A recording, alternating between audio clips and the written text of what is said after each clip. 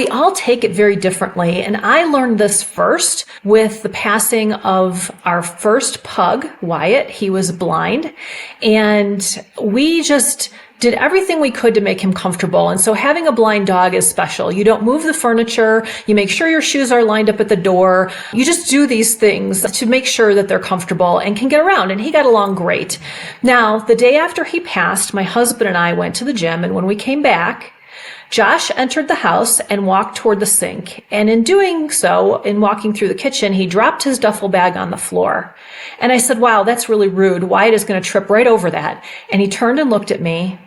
And I started crying, and he came back and hugged me. And he said, is that how it's going to be? And I said, yeah, for a little while, that's how it's going to be. He said, his dog bowl? I said, will stay right there. He said, the toy box? I said, it will stay right there. And his harness and leash? And I said, yes. So the difference is I knew Wyatt wasn't going to trip over his duffel bag, but it was too soon for me to start shifting. I wanted his things to stay out for a little while longer. I wanted to see the dog bowl. I wanted to see his harness. I wanted to see his toys.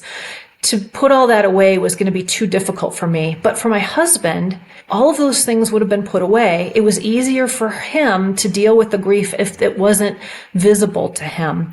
And so different people are going to do it different ways. And in a family, not just in a couple, everybody is going to process things a little different.